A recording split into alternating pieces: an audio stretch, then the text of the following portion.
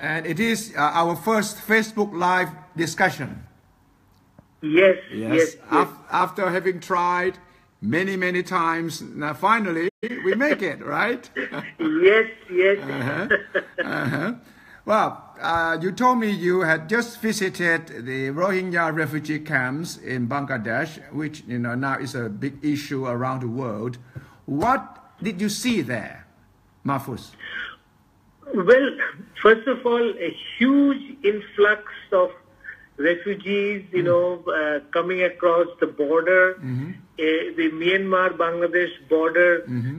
It's about 200 kilometers on the land, and there is then, of course, a huge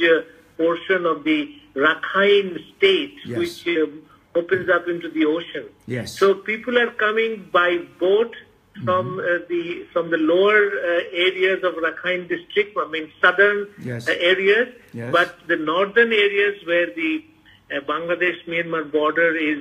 land border, Yes. there people are crossing across the Naf River. Yes. Yeah. And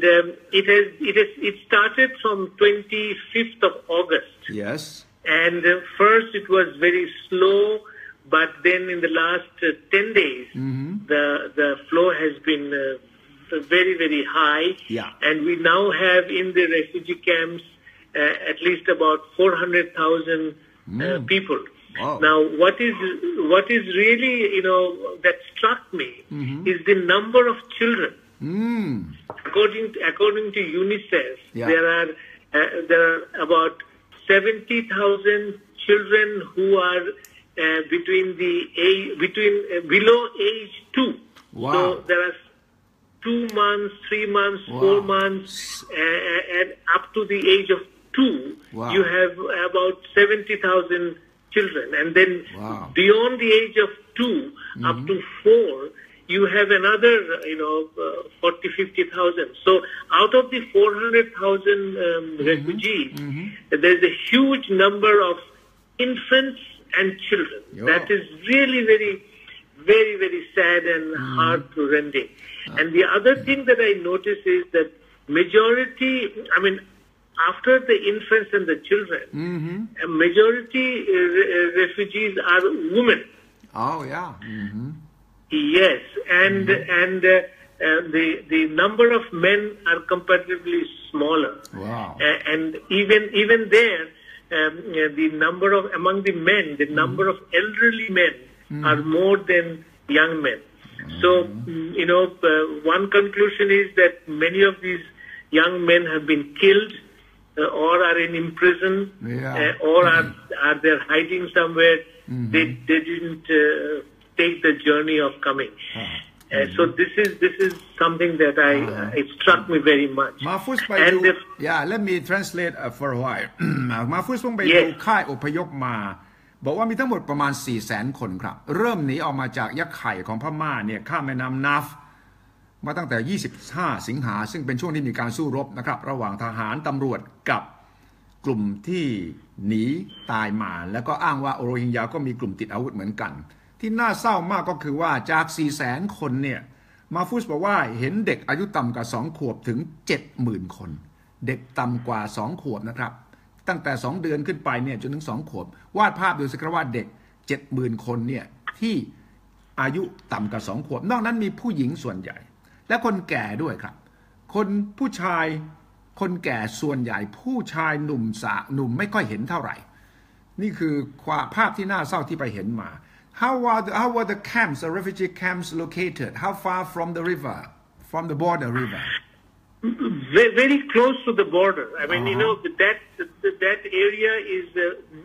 a forest area, and the camps are really very close to the border. Not more than 5 to 10. Less than 5 kilometers away from the border. So most people were walking on foot going to the camps, right? Yes, actually, the term camp is also a misnomer. Yeah. Basically, these people who come across, they procure plastic sheets or buy from the local people, and they buy also bamboo and set up their own, if you like, It's not a camp, just a plastic sheet over their head. Oh yeah. What the government and the NGOs and the international community has so far done is provide food to them, provide water, and in some cases medicine. But actually, livable camp is now only starting. Oh, yeah. Now only starting. Who are setting up the camps? The government and also UNHCR, UNICEF, wherever? Well, UNHCR and the International Organization of Migrants. Yeah. And these are they are preparing, but at this moment, if there is really no official shelter built. Whatever shelter is there, it has been built by the refugees themselves. Oh, คือที่หนีไปเนี่ยยังไม่มีแคมป์นะครับต่างคนต่างก็ไปหาเอาแผ่นพลาสติกเอาแผ่นไม้ต่างๆนาแล้วก็วางไว้ตรงใกล้กับตรงแม่น้ำชายแดนพม่ากับบังกลาเทศนี่แหละครับข้ามแม่น้ำหนีตายมาก็มาเท่าที่จะหาได้แผ่นผ้าก็ดีพลาสติกก็ดีก็มาตั้งอยู่เพราะว่าตอนนี้ยังไม่สามารถสร้างเป็นค่ายอพยพอย่างเป็นทางการที่ UNHCR ก็ดี IOM ก็ดีเนี่ยที่มาช่วยอยู่หรือรัฐบาลบังกลาเทศมาช่วยอยู่ฉะนั้นเป็นสภาพที่ทุลักทุเลอย่างยิ่งนะครับที่มาฟุสไปเห็นมา And what is the government of Bangladesh going to do about this? Well, first of all, the government of Bangladesh has decided to accept them as temporary,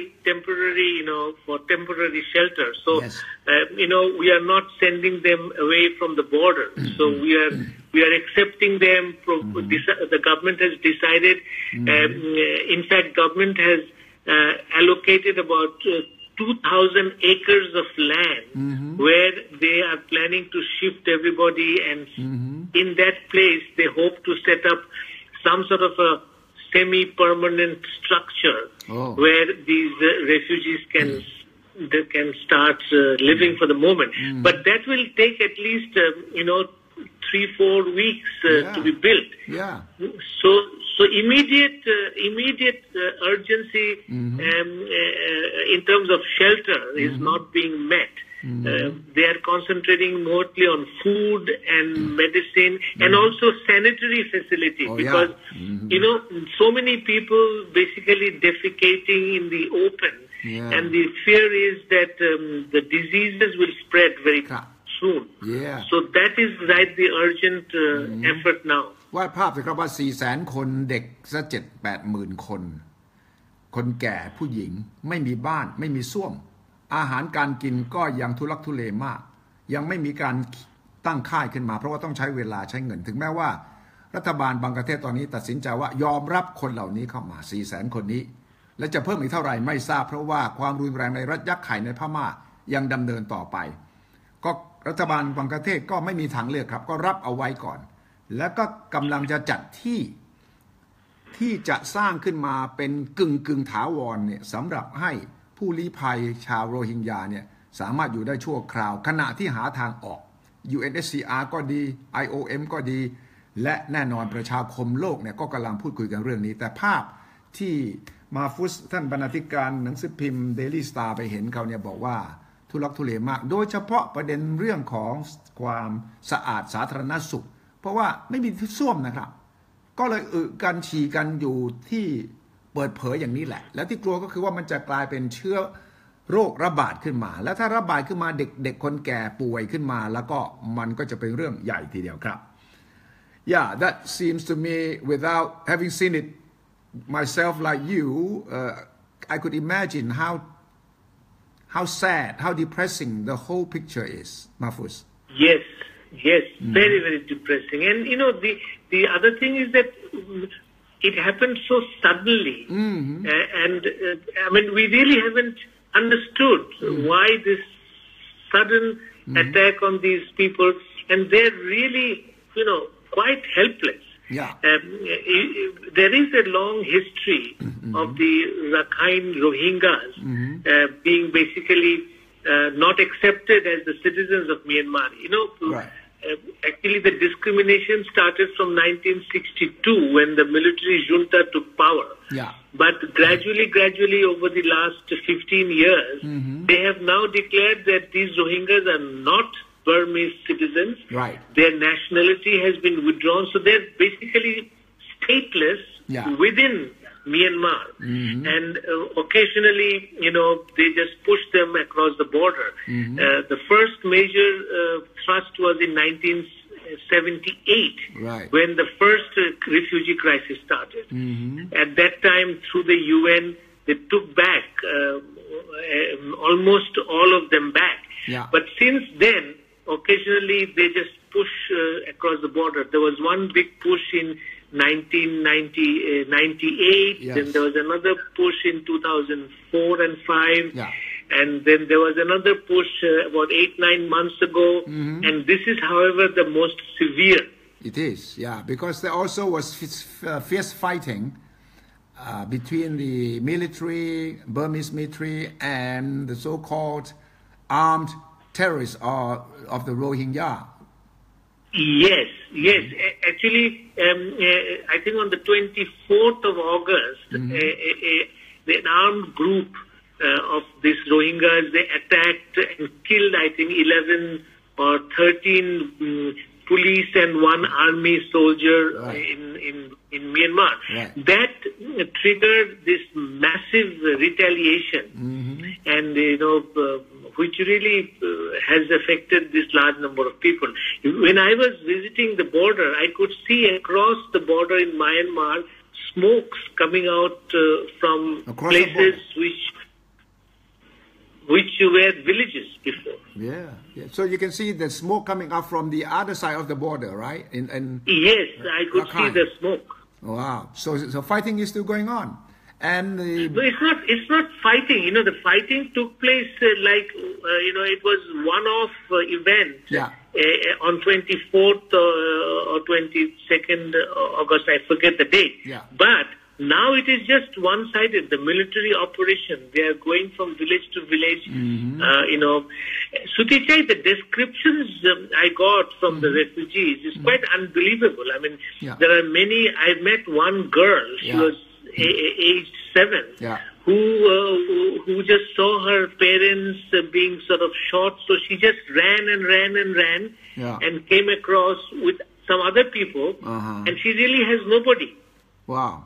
So there are quite a few children who just fled with a group, with other people, seeing their parents being killed, or in some cases beheaded,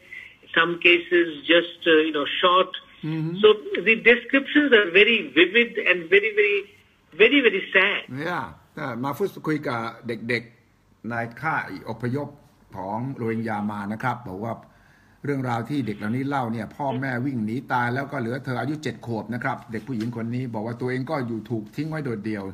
หนีตายกันมาพ่อแม่ก็ไม่รู้หายไปไหนต่างคนต่างก็หนีวิ่งอย่างเดียววิ่งหนีตายอย่างเดียวไม่รู้ว่าอนาคตจะเป็นอย่างไรภาพเหล่านี้เรื่องราวอย่างนี้แหละครับที่ออกไปทั่วโลกที่ทำให้ตอนนี้รัฐบาลพม่าองซานซูยีผู้นำพม่านี่ก็ยังไม่มีคำตอบเธอออกมาเธอก็บอกว่าพร้อมจะให้นานาชาติเข้ามาตรวจสอบแต่ขณะเดียวกันก็เราก็ยังไม่เห็นภาพชัดเจนว่าปัญหานี้จะแก้อะไรอย่างไร What is the official policy of the Bangladesh government on this? Well, we have taken the issue to the UN. The Security Council has met already twice on it, and they have called for another meeting. The human rights body of the UN has called it a textbook case of ethnic cleansing. So the UN is very, very, the Secretary General has spoken. So basically Bangladesh's policy is to take it to the UN and get the international community to help. I mean, though we feel that the Myanmar has been quite provocative. There were, I think, several instances of Myanmar's military helicopter entering the Bangladesh airspace. But our response is absolutely, peaceful option for solution, because, any other option is going to create more misery for the people. What about government-to-government discussions between Bangladesh and Myanmar? Well, there is really, at the moment, so far we haven't had any discussion. Really? There is a proposal by the Myanmarese government to have some sort of a discussion, which we have welcomed, but no progress yet on that. Yeah. And also, so we are just, at the moment, we are counting on the United Nations. Because the Myanmar authorities have always claimed that there are no Rohingyas. They are Bengalis who had entered Myanmar illegally, illegal immigrants. That has always been the position of the Myanmar government, right? Yes, it has been the position, and that is what is so, so in a way surprising, because historically, I mean, the Rohingyas have been there, according to history that we know, about 400, 500 years. Now, there could be some, some exchanges in the past, but to deny that there is really no Rohingya who are Burmese is really putting history aside, denying history. Yeah. มาฟุตซึ่งเป็นชาวบังกลาเทศก็ยืนยันว่าโรฮิงญาเนี่ยมีแน่นอนประวัติศาสตร์ 400-500 ปีอาจจะช่วงหลังอาจจะมีอะไรมาผสมปนเปแต่ว่าประวัติศาสตร์ยืนยันว่าชาวโรฮิงญาเนี่ยอยู่ในพม่ามีจริงไม่ใช่ชาวบังกลาเทศที่หนีข้ามมาและพม่าบอกว่าหนีก็ต้องจับเพราะว่าเข้ามาอย่างผิดกฎหมายSuddenly it has become an international issue in the past few months although although we know that it has been a problem for many years and Thailand the other ASEAN countries have had to bear the burden in the past and now it's probably too big of a burden for Thailand, Malaysia, Indonesia which have taken up a number of refugees so far. Rohingyas? Yeah. In Thailand, a few thousand, maybe. Malaysia now is burdened with a higher number because they went by boat. You see, they fled by boat. Down. This side. And as you said rightly, it has been going on for many years now. And basically, I mean, even if we accept the argument that some people have migrated, I mean,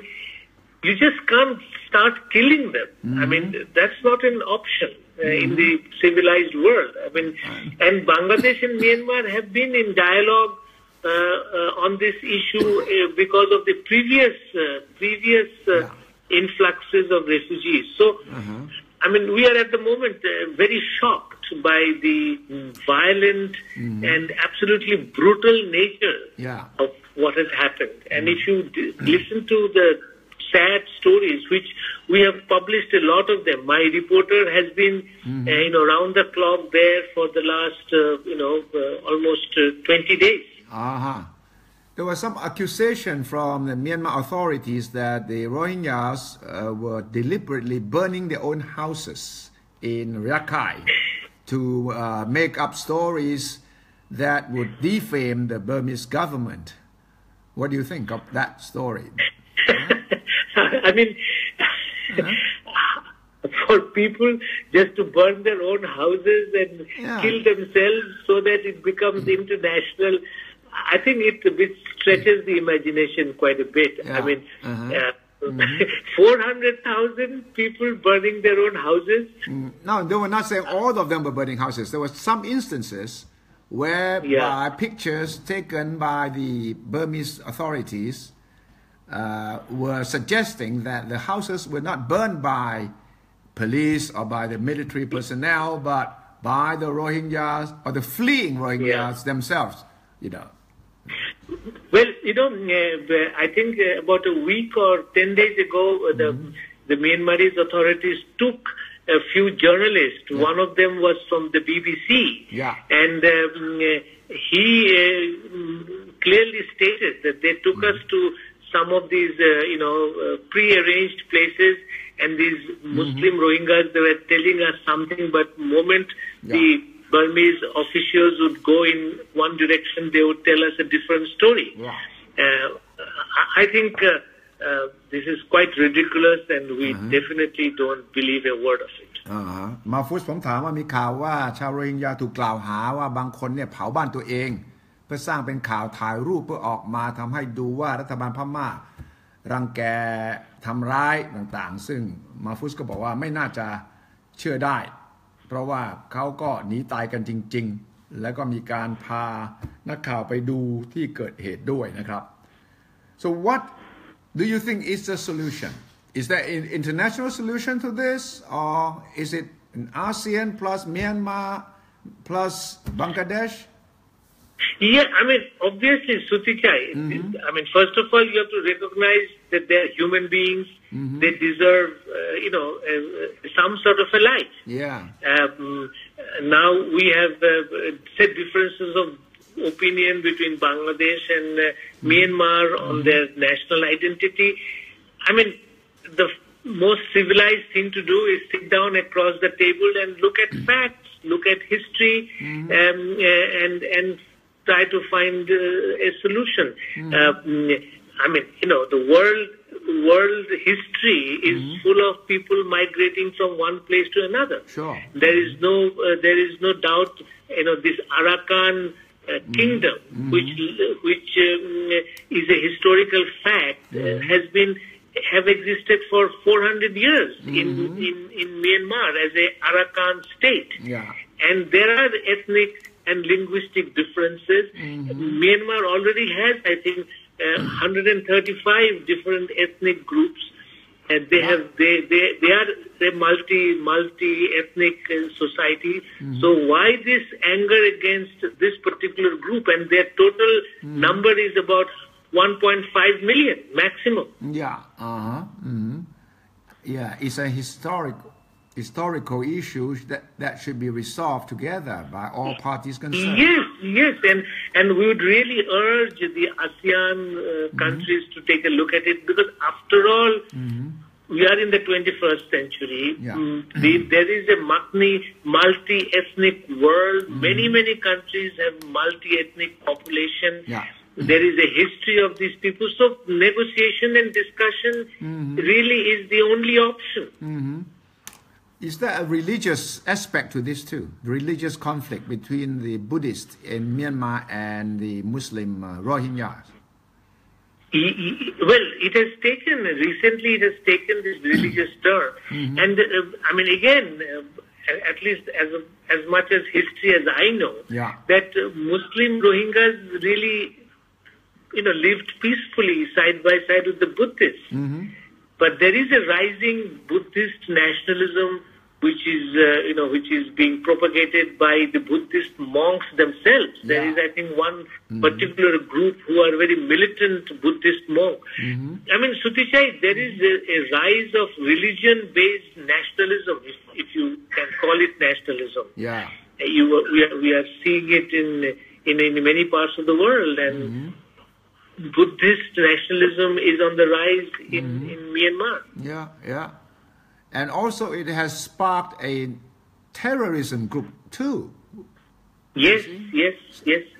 And I mean, let us not be naive that if there is a situation, then terrorists will take advantage. And in my view, for Myanmar to term every Rohingya Muslim as a terrorist is basically making the problem more complicated. There could be, a very small number of people. And Bangladesh, let me say it to you very clearly, Bangladesh has taken up a very strong position against terrorist insurgents. So if terrorism is what Myanmar is afraid of or is looking at, Bangladesh and Myanmar can work together on that. Yes, sure. But to term this whole population as terrorists and Muslim extremists is really feeding the fire, which will become enormous, because the whole people of Rohingya can't be terrorists as they are being termed. Maybe there are a fraction, but in fighting that, Bangladesh and Myanmar can work together, because we don't want any religion-based insurgency in our border at all. Yeah, interesting, because the long, deep-rooted issue has now spanned into other aspects: terrorism, religious conflict, and international refugee issue, regional conflicts. Myanmar and the rest of ASEAN also, looking at the issue in a different way. And Aung San Suu Kyi has refused to go to the UN General Assembly meeting this year. It has become an international embarrassment for all parties concerned. Absolutely, yes. And the solution lies is really to sit down and have a fact-based discussion. ปัญหาใหญ่ที่คุยกับมาฟุสบก.ใหญ่ของหนังสือพิมพ์เดลิสตาร์บางประเทศตอนนี้เนี่ยซึ่งคุณมาฟุสก็เพิ่งไปเยี่ยมไปดูเหตุการณ์ที่ค่ายอพยพแล้วก็เห็นภาพที่น่าเศร้าน่าสมเพชเป็นอย่างยิ่ง 400,000 กว่าคนที่หนีมาจากรัฐยักษ์ไข่พม่าข้ามแม่น้ำนาฟมาแล้วตอนนี้ก็จะเรียกว่าค่ายไม่ได้หรอกคุณมาฟุสไปเห็นบอกว่ามันก็คือแผ่นพลาสติกวางเอาไว้แล้วก็นอนตรงไหนนอนได้ไม่มีส้วมไม่มีที่นั่งไม่มีอะไรทั้งสิ้นเพราะว่าตอนนี้ยังไม่ทันเพราะอยู่ดีๆหลายแสนคนเนี่ยแห่กันไปเนี่ยรัฐบาลบางประเทศช่วยอะไรไม่ได้ UNHCR พยายามจะมาช่วยก็ได้แค่ส่งอาหารเข้าไปเท่านั้นเองปัญหาใหญ่คือว่ามันก็ทำให้เกิดปัญหาก่อการร้ายเพราะมีกลุ่มที่จับอาวุธของฝ่ายโรฮิงญาขึ้นมาสู้เพื่อพวกของตัวเองแต่ก็มาฟุสก็เตือนนะครับว่ารัฐบาลพม่าถ้าชี้ไปที่โรฮิงญาแล้วบอกทุกคนพวกคุณเป็นผู้ก่อการร้ายเนี่ยมันก็จะยิ่งยุ่งกันไปใหญ่เพราะมันไม่จริงอาจจะมีบางกลุ่มเท่านั้นเองและก็นี่ก็คือปัญหาต่อมาก็เป็นปัญหาเรื่องความขัดแย้งศาสนาในยะไข่ในพม่าก็คือชาวพุทธมีพระบางรูปที่หัวรุนแรงขึ้นมาต่อต้านชาวโรฮิงญาต่อต้านเพราะเป็นมุสลิมก็เลยกลายเป็นความขัดแย้งที่เกิดขึ้นมาตอนนี้ก็ทำให้อาเซียนเองพม่าก็เป็นส่วนหนึ่งของอาเซียนแต่มาเลเซียอินโดนีเซียเนี่ยซึ่งก็รับชาวโรฮิงญาไปพอสมควรเพราะเป็นชาวมุสลิมด้วยกันเนี่ยก็กำลังจะถามพม่าว่าเอาอย่างไงพม่าก็ยังไม่ยอมพูดจาเกี่ยวกับเรื่องนี้ในประเด็นที่กลายเป็นอาเซียนYeah, it's getting very complicated, Mahfuz. And yes, complicated and also on the human level very tragic. Yeah, very tragic. ทั้งสลับซับซ้อนทั้งในแง่มนุษยธรรมเนี่ยมาฟุสบอกว่าเศร้ามากเป็นโศกนาฏกรรมจริงๆครับ Yeah, go on, Mahfuz. Yeah, no. So what I'm saying is that I think first of all, the human need is the first agenda, providing them food and medicine and shelter, and that where we are appealing to the whole international community. I mean, let us forget ethnicity and the complications. Let us first recognize them as human beings, and the children are there, so we provide them some sort of comfort. And after, while we are doing that, I think discussion should start because just for Myanmar to say that now we are going to take back the Rohingyas. I mean they'll have to at least have some confidence because these are people who you and I wouldn't want to go into a situation where we may be killed maybe 1 month from now or few months from now. So secure environment and some sort of a fair treatment is I think should be the call of the day both of ASEAN and the international community. ใช่ครับมันต้องมองไม่ใช่มองในแง่การเมืองไม่ได้มองในแง่ความขัดแย้งศาสนาหรือมองในแง่ของเชื้อชาติเชื้อเผ่าพันธุ์ละมองในแง่มนุษยธรรมว่าคนเหล่านี้กำลังจะตายดีตายต้องการอาหารต้องการที่พักที่อาศัยก่อน I'm curious as to since they are stateless they don't have any ID cards how do they get identified when they cross over to Bangladesh Mostly the language they use they are not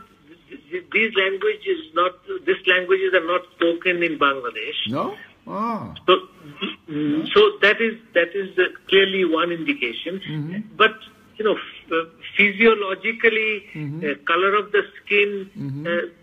they are as much Burmese as they are Bengalis. I mean, the ethnic, physical features are not that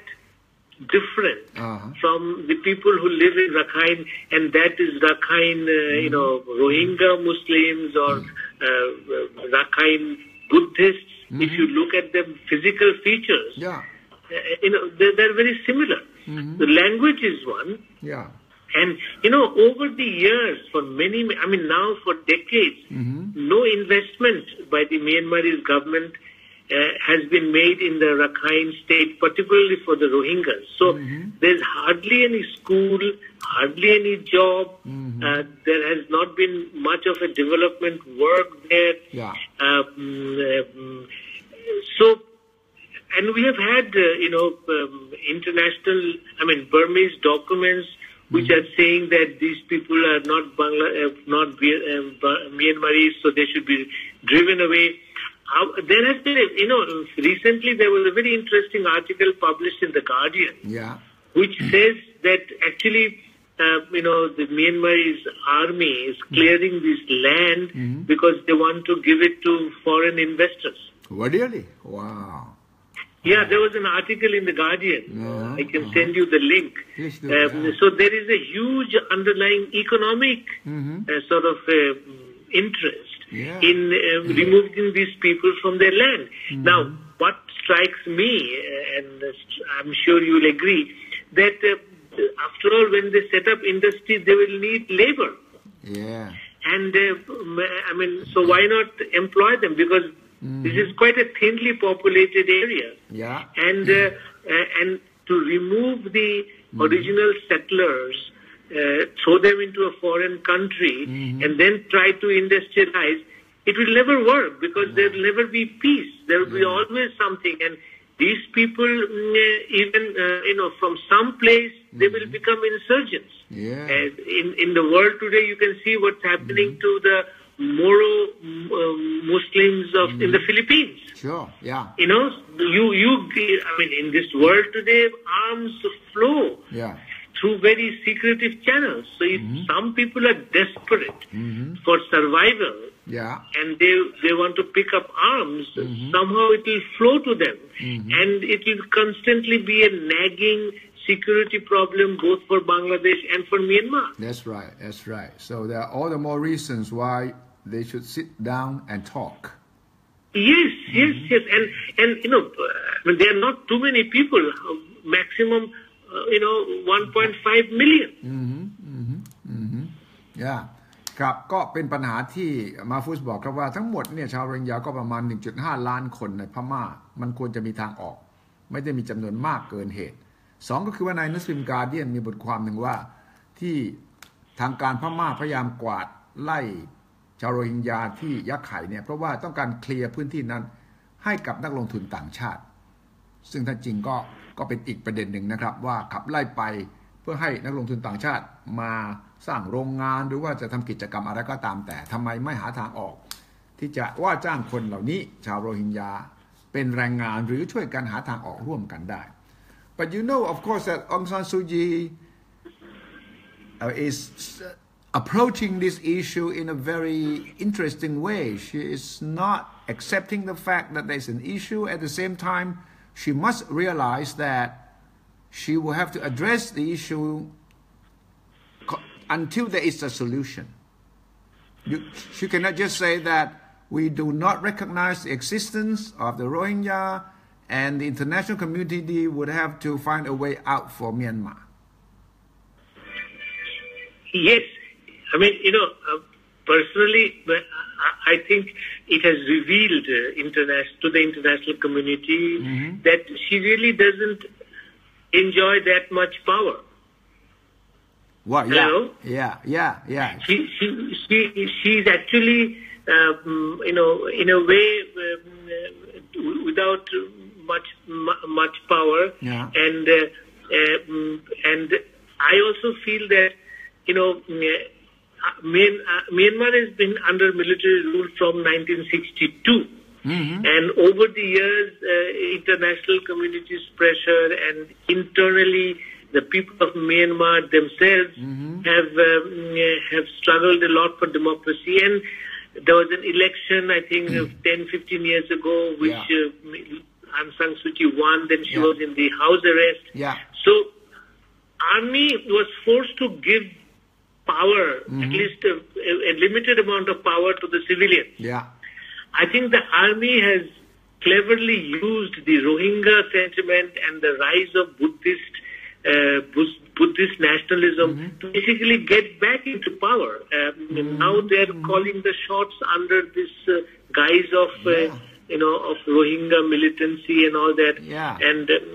Aung San Suu Kyi doesn't seem to have any power.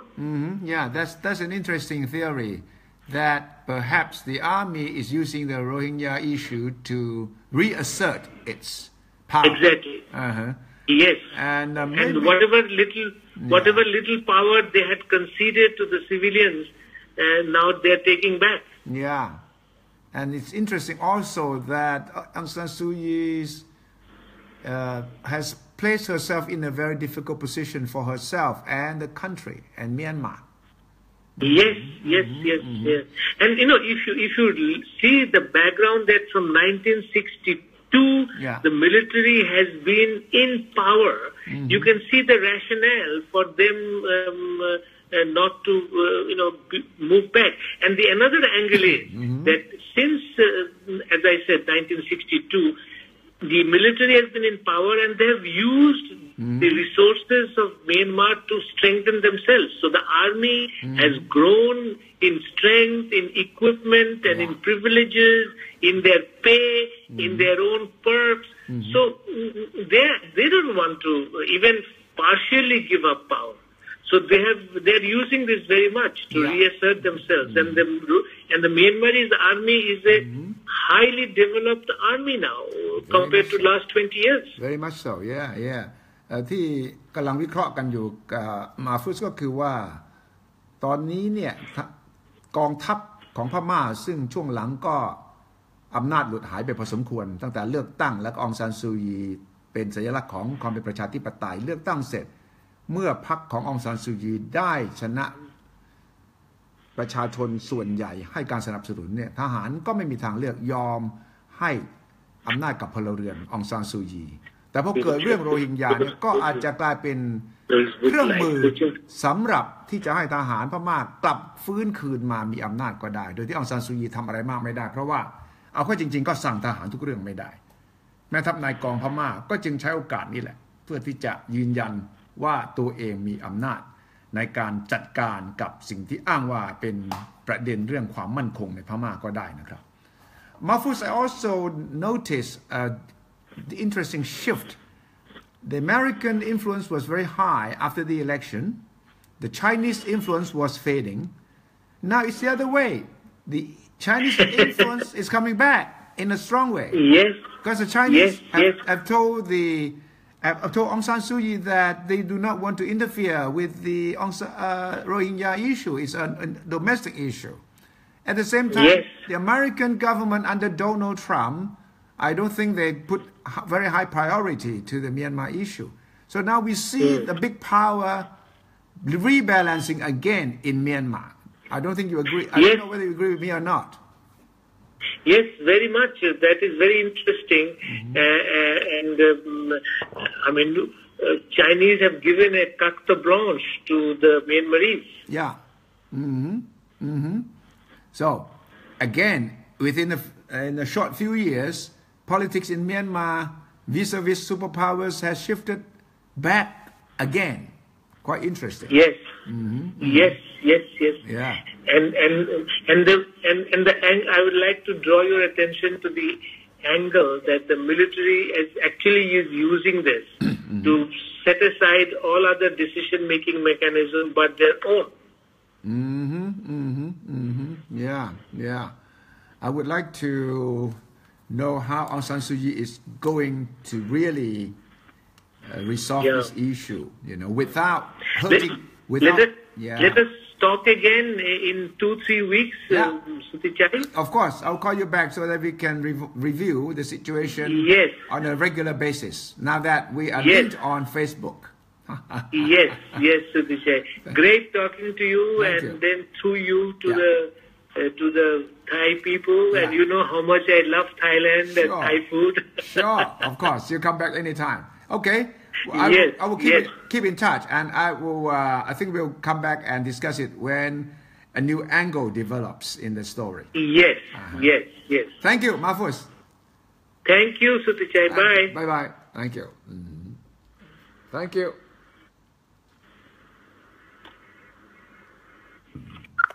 มาฟุสอันนัมครับเป็นบรรณาธิการใหญ่เป็นผู้ก่อตั้งหนังสือพิมพ์ Daily Star ที่บังกลาเทศรู้จักเมืองไทยดีเพราะว่าเคยทำงานอยู่ประเทศไทยก่อนที่จะกลับไปเมื่อ20 กว่าปีก่อนไปประเทศของตัวเองตั้งหนังสือพิมพ์ฉบับนี้เป็นนักข่าวเป็นนักเขียนเป็นบรรณาธิการที่เป็นมืออาชีพคนหนึ่ง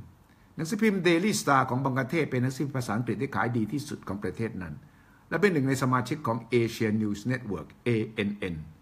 ซึ่ง Nation ของประเทศไทยก็เป็นสมาชิกก่อตั้งด้วยฉบับหนึ่งตอนนี้มีหนังสือพิมพ์ชั้นนำภาษาอังกฤษ20 ฉบับในเอเชียที่เป็นสมาชิกของ ANN Asian News Network แลกเปลี่ยนข่าวสารแลกเปลี่ยนรูปแลกเปลี่ยนบทความพอผมมาทำโซเชียลมีเดียทำ Facebook Live ผมก็เชิญชวนเอานักข่าวบรรณาธิการของเครือข่าย ANN นี่แหละครับว่ามีข่าวคราวที่ไหนยังไงเรามาเปิดสายกันใน Facebook Live เพื่อจะได้สนทนาและได้วิเคราะห์จากเจ้าของประเทศเองสื่อที่รู้ปัญหาลึกซึ้งนี่คุณมาฟุสก็เพิ่งไปเยี่ยมผู้ลี้ภัยโรฮิงญามาอย่างที่เขาเล่าแหละครับมันน่าเศร้ามากเป็นโศกนาฏกรรมจริงๆน่าสงสารมากหนีตายกันมาหลายแสนคนเป็นผู้หญิงเป็นเด็กและที่บอกว่าเป็นเด็กต่ำกว่า2 ขวบถึง 70,000 คนวาดภาพสิครับว่าหนีกันมาข้ามเดินแม่น้ำเนี่ยนะครับหนีเสียงปืนหนีการไล่ล่าแล้วก็มาอยู่ในประเทศบังกลาเทศซึ่งก็แน่นอนครับเป็นประเทศยากจนประเทศหนึ่งของโลกทีเดียวครับก็ต้องอาศัยสหประชาชาติ UNHCR มาให้ความช่วยเหลือเรื่องอาหารการกินการจะสร้างเป็นค่ายอพยพนี่ก็ไม่ง่ายนะครับ 400,000 คนนะครับวาดภาพว่าจะสร้างยังไงทันวาดภาพต่อไปครับตามที่มาฟุสเล่า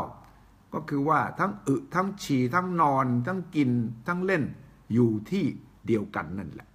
แล้วมันก็จะเกิดปัญหาโรคระบาดเกิดปัญหาสุขภาพเกิดปัญหาอยู่ในภาวะที่ผิดกับหลักสุขอนามัยโดยสิ้นเชิงยิ่งกว่าติดคุกนะครับเพราะว่าติดคุกยังมีที่นอนยังมีอาหารครบทุกมื้อแต่ว่านี่ไม่รู้ว่าชีวิตวันพรุ่งนี้จะเกิดอะไรขึ้นกับพวกเขาและชาวโลกขณะนี้ก็ยังไม่มีทางออกว่าจะทำอย่างไรพม่าขับไล่สายส่งบังกลาเทศซึ่งเป็นเพื่อนบ้านก็ต้องรับเอาไว้ก่อนขณะเดียวกันหลายส่วนท่านหนีออกมาทางบกข้ามแม่น้ำนาฟไปบังกลาเทศนั่นก็ส่วนนี้นะครับ400,000 กว่าคนอีกส่วนหนึ่งก็หนีตายโดยการนั่งเรือก็แล่นลงมานะครับที่เราเคยเห็นเข้ามาประเทศไทยมาเลเซียอินโดนีเซียฟิลิปปินส์โน่นเลยก็มีตายไปก็เยอะครับเพราะว่าไม่สามารถที่จะหาเรือที่แข็งแรงพอที่จะพาคนเป็นร้อยคนเนี่ยกลุ่มหนึ่งเนี่ยที่จะไปไหนรอดได้ไกลๆแต่ประการใดทั้งสิ้นนี่คือการต่อสายตรงไปที่เมืองดักกะเมืองหลวงบังกลาเทศเมื่อสักครู่เพื่อให้ได้ข่าวแท้ข่าวจริงที่นักข่าวเองบรรณาธิการเองไปเห็นไปดูไปสัมภาษณ์และมาเล่าต่อให้ทุกท่านได้ติดตามกันนะครับขอบคุณทุกท่านที่ติดตามครับสวัสดีครับ